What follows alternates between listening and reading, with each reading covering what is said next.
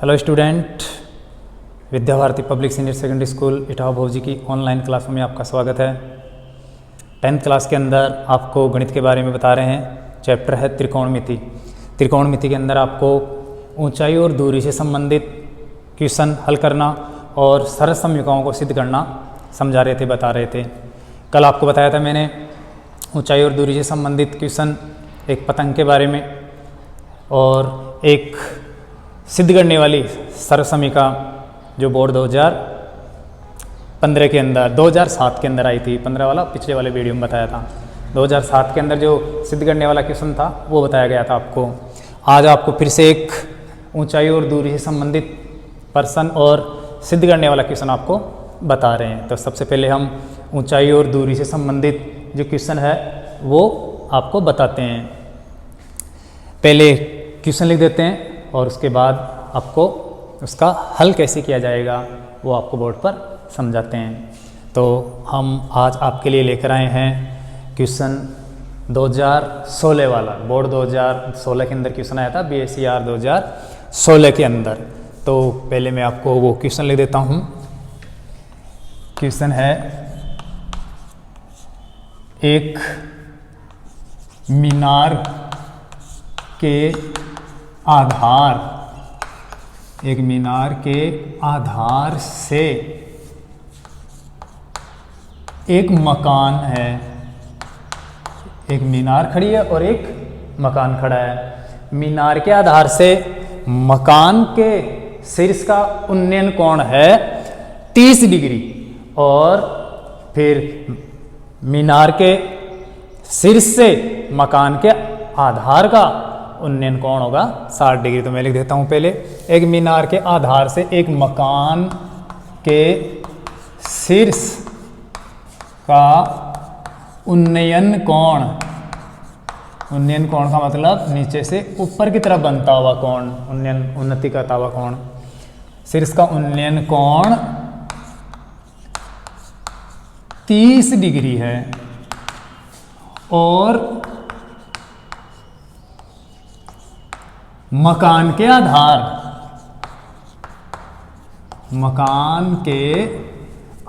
से मीनार के शीर्ष का उन्नयन कोण और मकान के आधार से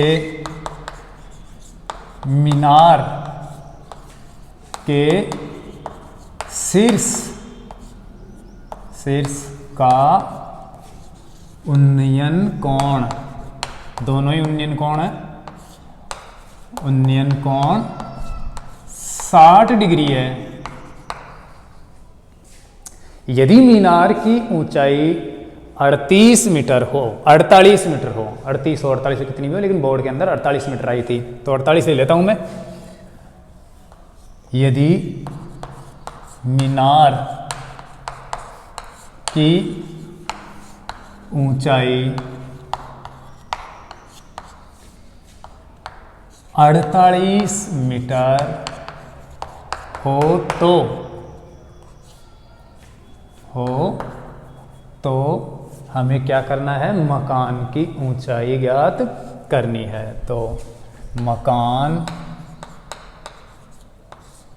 की ऊंचाई ज्ञात कीजिए।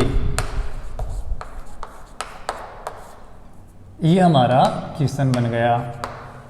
यह था माध्यमिक शिक्षा बोर्ड 2016 के अंदर, अर्थात BSER 2016 के अंदर board of secondary education Rajasthan, माध्यमिक शिक्षा बोर्ड की जो बोर्ड एग्जाम लगी थी 2016 के अंदर, उसके अंदर ये क्वेश्चन आया था।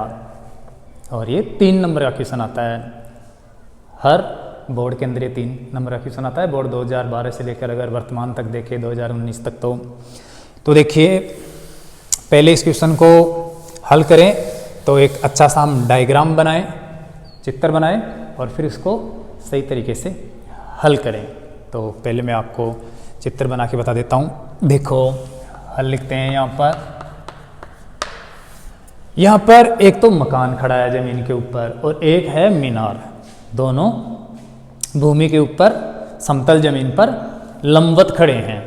आप जानते हो मकान भी लंबवत होता है, दीवार जो होती है वो 90 डिग्री पे खड़ी होती है और मीनार भी 90 डिग्री पे खड़ी होती है। तो पहले हम मकान और मीनार को खड़ा कर लेते हैं। जैसे इधर बना लेता हूँ डायग्राम। मान लेते हैं ये मीनार खड़ी है भूमि पर और ये समतल जमीन है, भूमि है। यहाँ पर मीनार मान लेते हैं, मीनार, टावर, इस प्रकार से जो भी लंबवत खड़े हैं ऊंचाई पर। तो मान लेते हैं ये मीनार खड़ी है भूमि पर, जमीन पर, या कोई खंबा खड़ा है बड़ा, बिजली वाला खंबा मान लो या मीनार मान लो। तो क्वेश्चन में यहाँ पर मीनार दिया है, बाकी हो सकता है जब अगली बोर्ड में क्वेश्चन आए तो मीनार की जगह कुछ पहाड़ी की चोटी आ जाए या फिर कुछ और माप आ जाए, टावर आ जाए। तो ये मीनार खड़ी है मान लेते हैं और इधर एक मकान खड़ा है, यहाँ पर मकान खड़ा कर लेते हैं। ये मकान, मकान तुम जानते हो, सिर्फ मकान की ऊंचाई से मतलब है हमें, बाकी ये जो एक्स्ट्रा चित्र बना रहे हैं इसकी आवश्यकता नहीं है आपको, तो सिर्फ ये मकान की ऊंचाई बना लेनी है। आपको समझाने के लिए सिर्फ मैं ऐसा कर रहा हूँ, बाकी आपको डायग्राम बनाना है ये ज्यामितीय रूप में, त्रिभुज के रूप में। मान लेते हैं ये मकान है और इस मकान की हमें सिर्फ इस ऊंचाई से मतलब है, ये मान लेते हैं h है मकान की ऊंचाई ये, और ये मीनार की ऊंचाई दे रखी है 48 मीटर, तो ये 48 मीटर हो गई मीनार, और ये 48 मीटर्स, 48 मीटर हो गई मीनार की ऊंचाई। अब देखो क्वेश्चन के अंदर क्या कहा है, एक मीनार के आधार से, ये तो है मीनार का टॉप, चोटी, शीर्ष, लास्ट सिरा, और ये है मीनार का आधार, यहाँ पर जहाँ पर जमीन पर खड़ी है वो आधार है। आधार का मतलब स्तंभ जिस पर टिका हुआ है। वैसे आधार रेखा की बात नहीं कर रहा मैं, आधार का मतलब फाउंडेशन, अर्थात जो नींव है वो यहाँ पर है इसकी। तो ये इससे देखो यहाँ पर दे रखा है मीनार के आधार से एक मकान के शीर्ष, ये मकान है और ये मकान का शीर्ष अर्थात ये इसकी चोटी, इससे कौन बन रहा है। तो पहले हम ये रेखा खींच देते हैं, कौन बन गया। अब देखो कौन सा कौन बन रहा है, यहां की बात कर रहा है कि यहां से बन रहा है, यहां से इस मकान के सिरे को देखेंगे तो स्वाभाविक है उन्नति करता हुआ कौन बनेगा, अर्थात उन्नयन कौन बनेगा। तो यहां पर उन्नयन कौन ही बनेगा, लेकिन फिर भी यहां पर दे रखा है उन्नयन कौन 30 डिग्री है, तो ये कौन बन गया 30 डिग्री, यहां पर 30 डिग्री बन गया। तो यहां तक कोई दिक्कत नहीं है, ये यहां तक कंप्लीट समझ में आ गया आपके कि एक मीनार खड़ी है, मीनार के आधार से एक मकान के शीर्ष का जो उन्नयन कोण है क्षितिज के साथ वो 30 डिग्री बन रहा है। आगे चलते हैं क्वेश्चन में, और मकान के आधार से, मकान का आधार अर्थात फाउंडेशन या फिर यहां पर करें बात करें नींव, मकान यहां पर खड़ा है, इससे मीनार के शीर्ष, मीनार का शीर्ष ये है, मान लेते हैं ये सीधी रेखा है लंबवत, इस मकान के आधार से मीनार के शीर्ष, ये मीनार का शीर्ष हो गया, इससे ये रेखा जा रही है, ये कोण है कितना डिग्री, ये बताया गया है 60 डिग्री।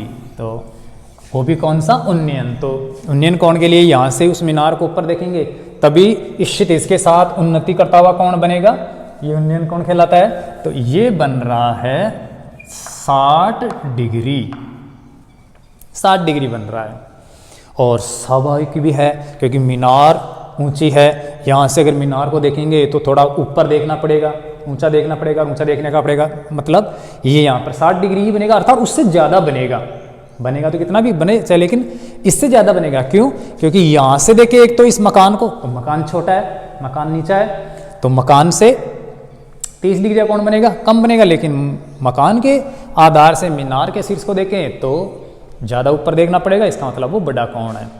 और अगर ये ध्यान में न रखे तो ये जो कोण दिए हुए हैं 30 और 60 डिग्री, इससे भी यही स्पष्ट होता है कि अगर इसके आधार से मकान के शीर्ष का 30 डिग्री कोण बनता है तो इसकी अपेक्षा मकान छोटा ही है। क्यों? क्योंकि वो 30 डिग्री बन रहा है, ये 60 डिग्री बन रहा है। तो यहाँ पर ये भी हम सोच सकते हैं कि मकान बड़ा है या मीनार बड़ी है। हालांकि वैसे मकान छोटा होता है, मीनार बड़ी होती है, लेकिन फिर भी यहाँ पर प्रश्न में तो ये कह नहीं रखा है कि मकान बड़ा है या मीनार बड़ी है।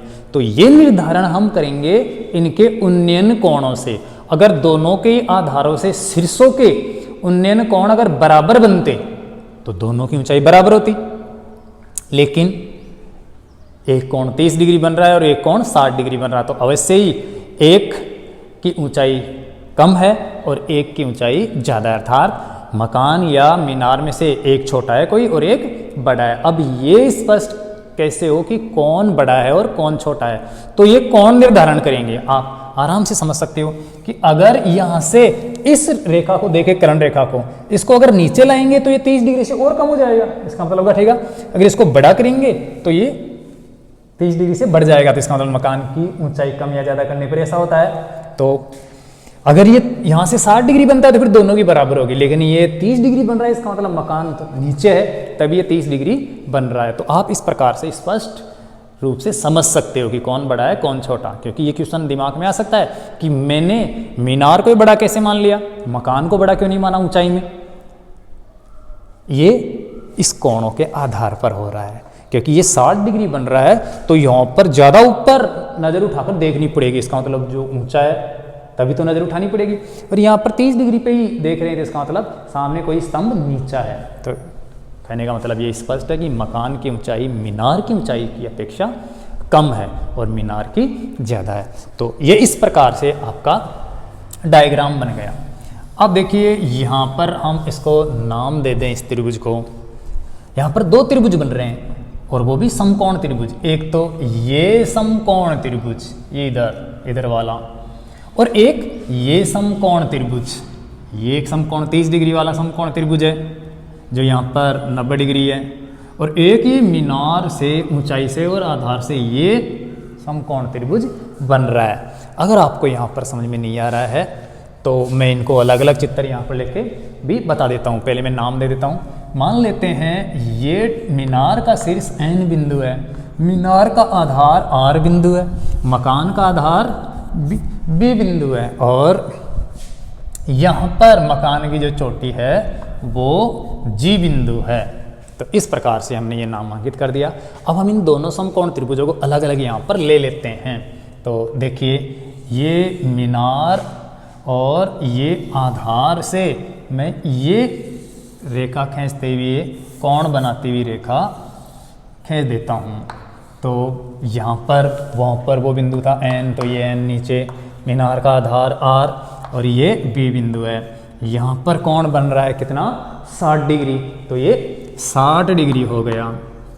मीनार की ऊंचाई कितनी दे रखी है जो आपको पता है, ये मीनार की ऊंचाई है कितनी, 48 मीटर। तो ये 48 मीटर हो गई। अब इस त्रिभुज के अंदर आते हैं, ये RBG। तो यहाँ पर हम मकान और ये आधार और ये कोण बनाती हुई रेखा जो मीनार के आधार से बना रही है, ये 90 डिग्री है। यहाँ पर कितना बन रहा है कोण, 30 डिग्री बन रहा है, तो ये 30 डिग्री का कोण हो गया।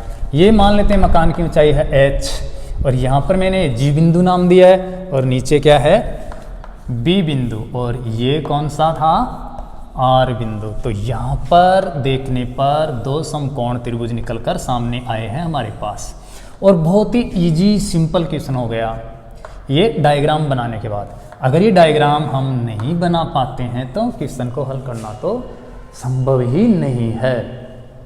तो हमें इन दोनों समकोण त्रिभुजों से मतलब है। अब देखो हमें ये ऊंचाई ज्ञात करनी है, अर्थात मकान की ऊंचाई ज्ञात करनी है। मकान की ऊंचाई यहाँ पर पूछी गई है आपसे, तो मकान की ऊंचाई ये है, अर्थात ये BG रेखा ऊंचाई है। ये निकालने के लिए हमारे पास इन तीनों भुजाओं में से, खैर ये तो निकालनी है, इन दोनों भुजाओं में से कोई सी एक भुजा का माप आना जरूरी है।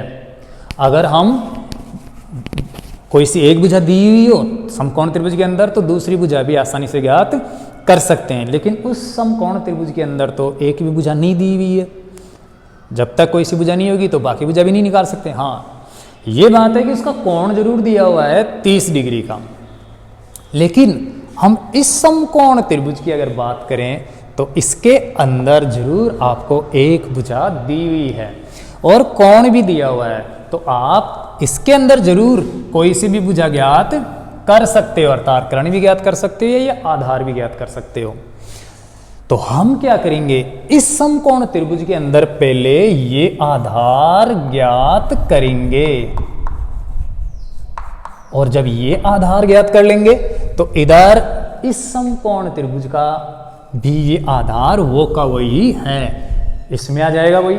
और जब इसमें ये भुजा आ जाएगी हमारे पास तो फिर बाकी भुजा निकालने में कोई दिक्कत नहीं होगी। तो इसका मतलब हम इस समकोण त्रिभुज के अंदर ये आधार ज्ञात करके फिर इस आधार से हम बाकी ये भुजा लंबवत रेखा मकान की ऊंचाई ज्ञात करेंगे।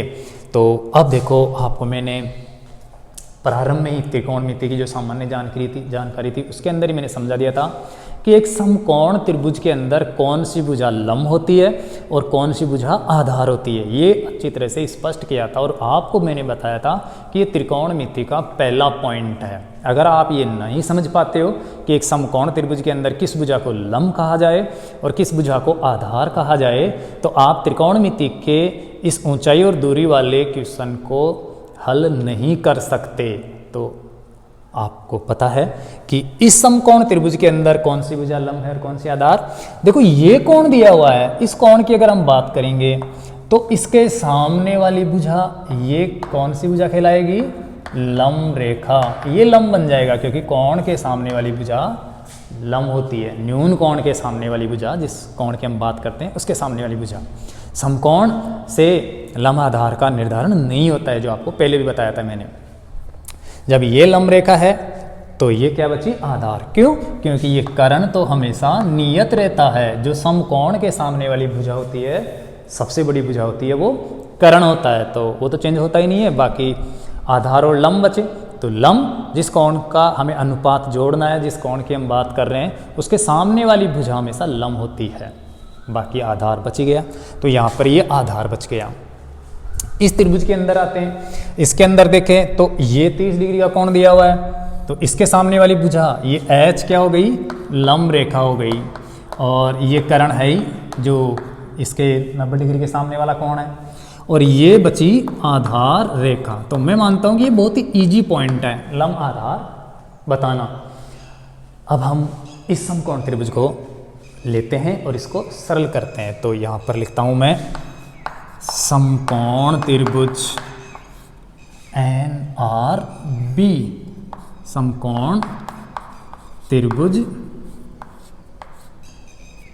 NRB में अब देखो, इसके अंदर हम 6 त्रिकोणमितीय अनुपात होते हैं, साइन, कोस, टेन, कोट, सेक और कोसेक। इन 6 त्रिकोणमितीय अनुपातों में से हम कौन सा अनुपात जोड़ें, 6 में से कौन सा लें, साइन ले या कोस ले या टेन ले, कोट ले, सेक ले या फिर कोसेक ले, इनमें से कौन सा लिया जाए, ये बहुत ही इंपॉर्टेंट बात है। तो ये त्रिकोणमिति का दूसरा पॉइंट स्टार्ट होता है, जो प्रारंभ में मैंने आपको अच्छी तरह से समझाया था। देखो, आपका जो क्वेश्चन है, ये जो आपने डायग्राम बनाया है, इसके अंदर कौन सी भुजा का माप दिया हुआ है और कौन सी भुजा आपको ज्ञात करनी है, ये 2 बातें महत्वपूर्ण है। इसी के आधार पर, इन्हीं को ध्यान में रखकर हम त्रिकोणमितीय अनुपात जोड़ेंगे। जो 6 त्रिकोणमितीय अनुपात है उनमें से एक लेंगे। तो यहाँ पर हमें देखो, लंब रेखा दी हुई है इस समकोण त्रिभुज के अंदर, अर्थात लंब दिया हुआ है, और यहाँ पर उद्देश्य है हमारा आधार ज्ञात करना। कर्ण तो हमें ज्ञात करना नहीं है क्योंकि इससे तो कोई मतलब है नहीं, पूछा ही नहीं गया है।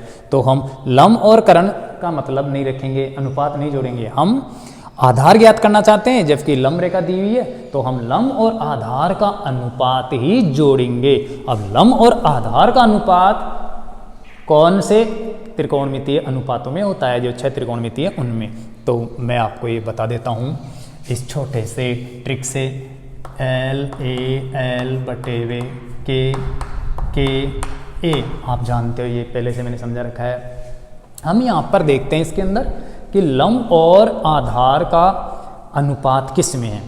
आप जानते हो ये है 1 नंबर, 2 नंबर, 3, नीचे से 4, फिर 5, ये 6 हो गए। एल का मतलब लंब, के का मतलब करण और ए का मतलब आधार है। इनको क्रम से पढ़ते हैं हम, साइन, कोस, टेन, फिर कॉट, सेक, कोसेक। तो देखो लंब और आधार का अनुपात किस में है? लंब और आधार वही टेन या कोट में है। तो यहाँ पर हमें टेन या कोट का अनुपात ही, संबंध ही जोड़ना है। ये वेरी इंपॉर्टेंट बात हो गई। मैंने कल भी बताया था आपको कि साइन को क्यों नहीं ले रहा मैं, कोस को क्यों नहीं ले रहा, सेक को क्यों नहीं ले रहा, या फिर कोसेक को मैं क्यों नहीं ले रहा, इनको क्यों छोड़ रहा हूँ, मैं टेन ही क्यों ले रहा हूँ या फिर कोट ही क्यों ले रहा हूँ या क्यों लेता हूँ। ये बात इंपॉर्टेंट है जो आपको समझनी है। टेन या मैं कोट इसलिए लूँगा क्योंकि मुझे अनुपात जोड़ना है लंब और आधार का, या आधार और लंब का। तो लंब अनुपात आधार होता है टेन में और आधार अनुपात लंब होता है कोट में। तो कोट या टेन में से मैं कोई सा भी ले सकता हूँ। तो आज मैं टेन नहीं लेकर कोट लेता हूँ, क्योंकि बाकी क्वेश्चनों के अंदर मैं हमेशा टेन लेकर बता रहा हूँ। तो कुछ छात्र ये सोच सकते हैं कि शायद ये टेन से ही होगा, कोट से नहीं होगा। तो ये धारणा गलत है। हम लंब और आधार या आधार और लंब का अनुपात जिसमें पाया जाता है उसमें से कोई सा भी अनुपात ले सकते हैं, चाहे कोट ले लो आप, चाहे टेन ले लो। तो मैं आज कोट ले लेता हूँ सब जगह। तो इस NRP त्रिभुज में कोट कितना डिग्री है, या आप चाहो तो कोट बी भी लिख सकते हो पहले। कोट बी बराबर इस बी के अनुसार, कोट का मतलब होता है लंब बटे वे आधार। क्या होता है? लंब बटे वे आधार। और अब हम यहाँ पर इनका माप रखेंगे। कोट बी का मतलब बी का डिग्री मान, बी कौन कितना डिग्री है?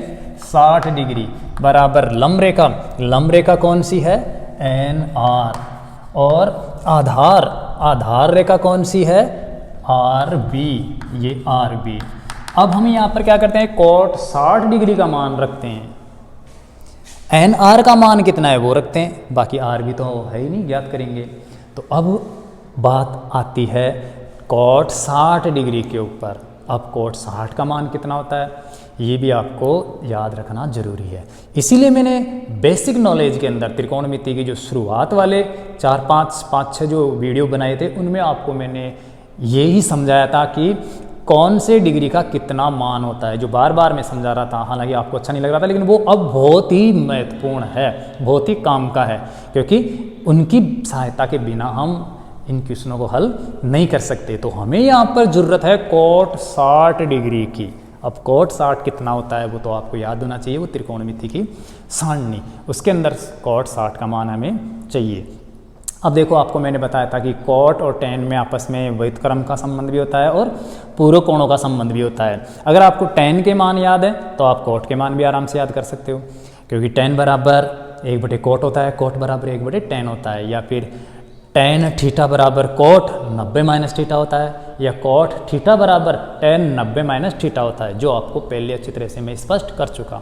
तो अब अगर आपको टेन 60 का पता है तो आप कोट 60 का पता कर सकते हो। टेन 60 का मान कल मैंने आपको बताया था √3/1 होता है, और जब टेन 60 का मान √3/1 होता है तो कोट 60 का मान हो जाएगा उसका व्युत्क्रम 1/√3 हो जाएगा। तो ये आपको ध्यान रखना है।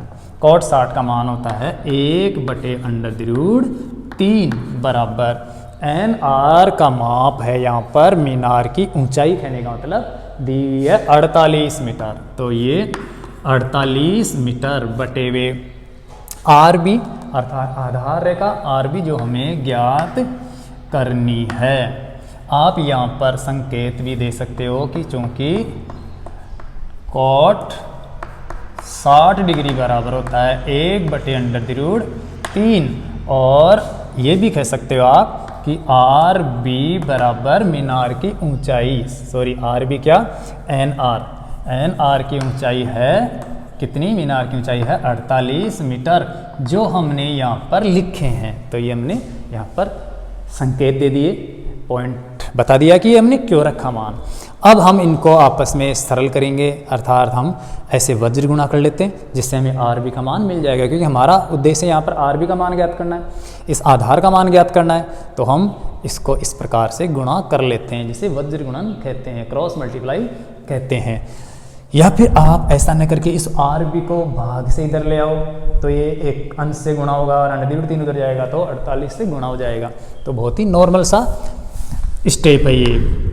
आर बी को गुणा करते हैं 1 से, तो ये 1 आर बी हो जाएगा। 1 गुणा में लिखो चाहे मत लिखो, क्योंकि 1 से गुणा होने पर वही संख्या आती है।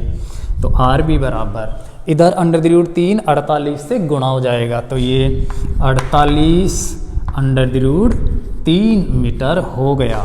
ये आपका इस समकोण त्रिभुज एन आर बी में आधार आ गया, इसके अंदर आ गया। अर्थात ये मान हमने निकाल लिया 48 अंडर 3, ये 48 अंडर 3 आ गया। ये जो माप है यहाँ से यहाँ तक का, ये 48 अंडर 3 आ गया। अब जब ये 48 अंडर 3 आ गया, तो इस त्रिभुज की बात करें तो इसके अंदर भी वही आर बी आधार है, कुछ भी अंतर नहीं है, बिल्कुल समान है। तो इसका यह आधार भी कितना हो गया, 48 अंडर 3 आ गया।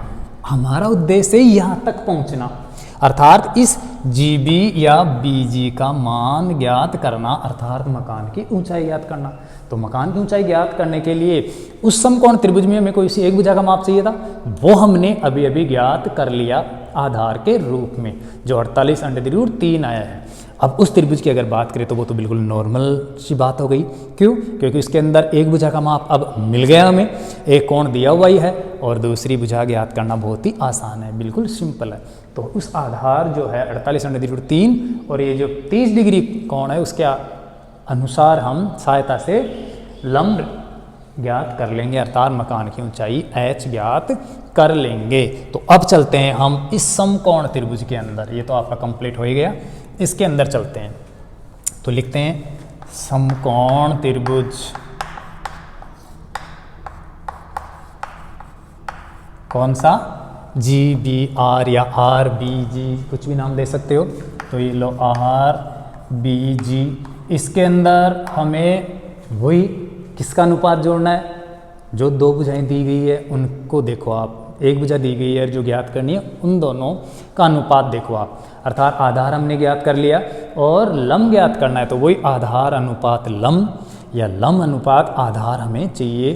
तो वही tan में या कोट के अंदर होता है, लंब अनुपात आधार या आधार अनुपात लंब किस में होता है, कोट के अंदर या tan के अंदर। तो मैं कोट ले लेता हूँ, तो वही कोट यहाँ पर आर के अनुसार वही लंब और अनुपात आधार। देखो लंब अनुपात आधार, यहाँ पर एक बड़ी मिस्टेक कर दी मैंने। लंब अनुपात आधार, लंब अनुपात आधार तो कोट में होता है, इतनी देर का ध्यान ही नहीं दिया। तो यहाँ पर कोट अगर लेंगे हम तो सोचने वाली बात है, आधार अनुपात लंब लेना है, ऐसी गलती आपको नहीं करनी है। तो ये आधार अनुपात लंब यहाँ पर लिखना है, समझ में आ रहा है। अब देखो कोट बी का मान है 60 डिग्री। आधार रेखा है क्या, बी आर, कितनी है बी आर, तो ये ऐसे पलट जाएगा, इससे कोई फर्क नहीं पड़ेगा। तो ये बी आर ऊपर और नीचे आ जाएगा कौन, एन आर। तो ये एन आर रेखा लिख तो रहा हूँ मैं यहाँ पर कोट और अनुपात ले रहा हूँ tan का, तो ऐसी गलती आपको नहीं करनी है। तो ये बी आर अनुपात एन आर। अब देखिए कोट 60 का मान होता है 1/√3, जो आपको त्रिकोणमिति की सारणी में मिलेगा, tan का व्युत्क्रम। और यहाँ पर माप भी हम क्या कर देंगे, पलट देंगे। तो कितना आ जाएगा, बी आर तो है जो हमें ज्ञात करना है और एन आर क्या है, 48 मीटर। और अब हम यहाँ पर क्रॉस मल्टीप्लाई करेंगे, तो देखिए अब ये इस प्रकार से नहीं रहेगा, थोड़ा सा चेंजेज हो जाएगा, लेकिन आंसर गलत नहीं आएगा, चाहे आप tan लो चाहे कोट लो। तो यहाँ पर कोट 60 का मान हमने बता दिया 1/√3 और NR जो है लंब रेखा है वो 48 मीटर है। अब यहाँ पर हम क्रॉस मल्टीप्लाई करते हैं तो √3 गुणा BR हो जाएगा, ये हो जाएगा √3 गुणा BR और 48 गुणा 1 हो जाएगा 48 मीटर। तो ये 48 मीटर। अब हमें क्या करना पड़ेगा, √3 को इधर लाना पड़ेगा, तो इधर बच जाएगा BR। ये √3 गुणा से आएगा तो इधर 48 मीटर में आकर क्या होगा, भाग लगेगा, तो ये 48 मीटर बटे हुए √3 हो जाएगा। अब आप चाहो तो इस हर का परिमेयकरण कर सकते हो या इसको ऐसे भी रहने दे सकते हो, तो ऐसे ही रहने देते हैं हम। यहाँ पर मैं अब चेंज कर देता हूँ क्योंकि ये ऐसा नहीं है, वो गलती से हुआ था पहले। ये हो गया 48 मीटर बटे √3 हो गया। यहाँ पर भी देखिए ये भी क्या है 48 बटे √3 मीटर और यहाँ पर भी आइए क्योंकि वो तो आधार 3 हो जाएगा, एक ही है, तो ये भी 48 बटे √3 और ये मीटर। तो ये आपको ध्यान रखना है। यहाँ पर हर का परिमेयकरण करें चाहे ना करें, करो तो भी कोई दिक्कत नहीं, नहीं करो तो भी कोई दिक्कत नहीं है। क्यों? क्योंकि ये तो अभी हमें यहाँ पर हल करेंगे तब काम में आएगा, तो वहाँ पर कट जाएगा, सरल हो जाएगा। और फिर भी अगर आपको कोई दिक्कत हो तो मैं यहाँ पर हर का परिमेयकरण कर देता हूँ। BR बराबर हर का परिमेयकरण करने के लिए हमें √3 से ऊपर और नीचे अंश और हर को आपस ऊपर नीचे समान संख्या से गुणा करना पड़ेगा, तो गुणा कर देता हूँ। 48 गुणा √3, ऊपर भी √3, तो √3 नीचे वाले को भी √3 से गुणा करना पड़ेगा, नहीं तो मान ही चेंज हो जाएगा भिन्न का, क्योंकि समान संख्या से गुणा कर सकते हैं। अब देखिए BR बराबर √3 तो हो गया 3, क्योंकि इसका √ हट जाएगा। √ वाली संख्या उसी √ वाली संख्या से गुणा होती है तो उसका √ हट जाता है। या 3 तिया √3 तिया 9 गया, √9 और 9 का वर्गमूल 3 आ गया। इधर है 48 √3। अब देखिए 48 के अंदर 3 का भाग जाता है, तो ये सरल हो जाएगा। कितना हो जाएगा 16 × 48, 16 और √3 है ही, ये √3 मीटर हो जाएगा, तो 16 √3 आ जाएगा। इसको हम 16 √3 भी कह सकते हैं।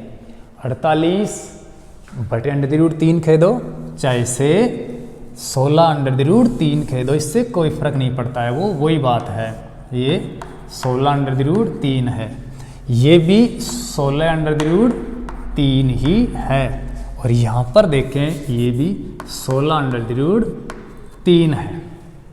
तो ध्यान रखना है, ऐसी मिस्टेक नहीं करनी है। ध्यान देना है कि tan का रख रहे हैं तो tan का ही अनुपात जोड़ना है, कोट का रख रहे हैं तो कोट का ही जोड़ना है। तो मैंने यहाँ पर कोट लिखा और अनुपात जोड़ दिया tan का, तो मान तो मैंने कोट 60 का ले लिया, जबकि अनुपात tan का हो गया, तो फिर उल्टा हो जाएगा, तो गलत हो जाएगा। इसका मतलब अगर आप tan का अनुपात जोड़ रहे हो तो tan 60 डिग्री का ही मान 60 में से उठाओ, अगर आप कोट का अनुपात जोड़ रहे हो तो कोट 60 डिग्री का ही मान 60 में से लो। ये आपको ध्यान रखना है, तो ध्यान रखोगे समझ में आ गया होगा, कोई दिक्कत नहीं है। अब हम लेते हैं समकोण त्रिभुज इसके अंदर, क्योंकि इसका आधार आ गया, लंब याद करना है RPG के अंदर। इसके अंदर कोट R के अनुसार, कोट R, कोट का मतलब होता है लंब बटे हुए, नीचे से देखो फिर से आधार बटे हुए लंब, कोट का मतलब क्या होता है आधार बटे लंब, तो ये आधार बटे लंब। और अब यहाँ पर हम माप रखेंगे, कोट R कितना डिग्री है, R कितना दिया है, मीनार के सिर से मकान का उन्नयन कोण कितना था 30 डिग्री था, तो ये 30 डिग्री रख दिया, बराबर आधार कितना है इसका, अभी निकाला है आधार 16 √3 या 48 बटे √3, तो ये 16 √3 मीटर बटे हुए, या पहले नाम लिख लेते हैं इनका। आधार का नाम है RB और लंब जिसको आप BG या h भी कह सकते हो, जो h मान रखा है। अब हम cot 30 का मान रखेंगे। cot 30 का मान होता है tan 60 या फिर tan 30 का व्युत्क्रम। तो tan 30 होता है 1/√3 और उसका व्युत्क्रम होगा √3/1। या फिर cot 60 का मान ले लो आप tan 30 के अंदर। cot 30 के लिए जब tan 60 का लेंगे तो tan 60 बराबर होता है √3/1। तो ये √3/1 हो गया cot 30 का मान। तो cot 30 बराबर √3/1 बराबर RB/वे मकान की ऊंचाई। और अब अगर इसको गुणा करें तो RB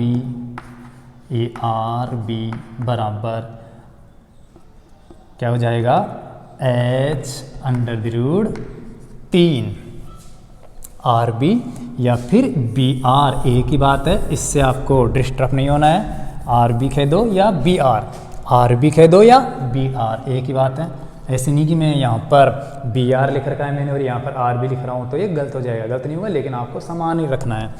तो ये RB, ये RB कितना हो गया, RB बराबर h गुणा √3। लेकिन आपको तो h मकान की ऊंचाई निकालनी है, तो आप RB का मान रख दो।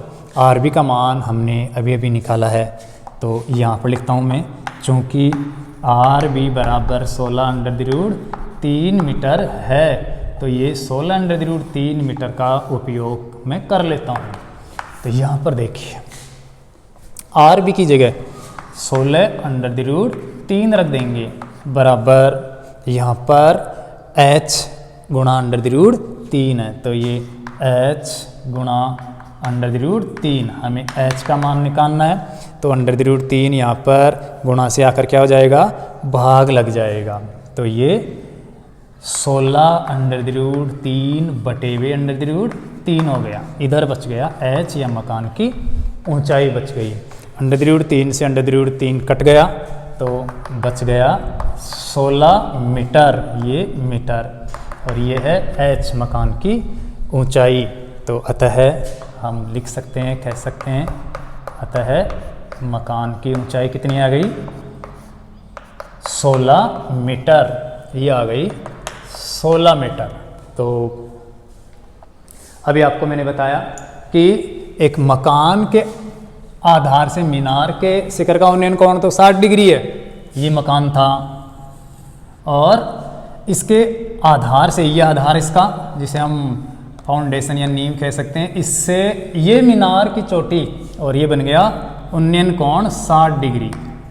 अब बाद में कह रखा है कि मीनार के आधार से मकान के शीर्ष का कोण कितना दे रखा है, 30 डिग्री। तो ये 30 डिग्री कर दिया मैंने,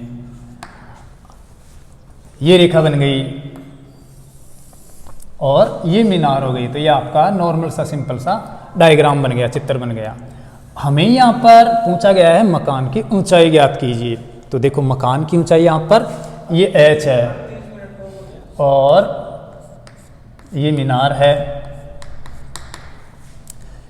यहाँ पर मीनार की ऊंचाई कितनी देर की है, 48 मीटर, और मकान की ऊंचाई हमें पूछी गई है। तो इस 48 मीटर की सहायता से हम ये आधार ज्ञात कर लेंगे इस त्रिभुज के अंदर, क्योंकि इसके अंदर लंबवत रेखा दे रखी है 48 मीटर और कोण दे रखा है 60 डिग्री।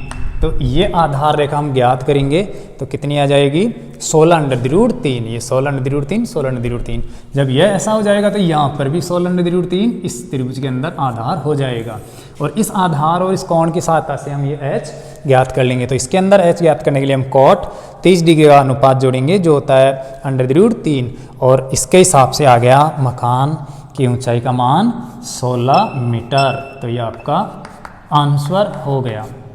अब ये ऊंचाई और दूरी से संबंधित क्वेश्चन था। अब आपके लिए बोर्ड 2016 में ही सिद्ध करने वाला जो क्वेश्चन आया था वो लेते हैं। एक छोटा सा क्वेश्चन है 5-4 मिनट का, जो आपको बता देते हैं। तो चलो आपको अगले वीडियो के अंदर वो बता देते हैं। आज इतना ही। आप चैनल को सब्सक्राइब करना और लाइक करना और ज़्यादा से ज़्यादा शेयर करना। अगर कोई समस्या हो, कोई गलती हो यहाँ पर तो हमें बताना कमेंट्स करके या किसी भी कम्युनिकेशन के माध्यम से, और जो गलती हो वो अपने स्तर पर सुधारने की कोशिश करना। धन्यवाद।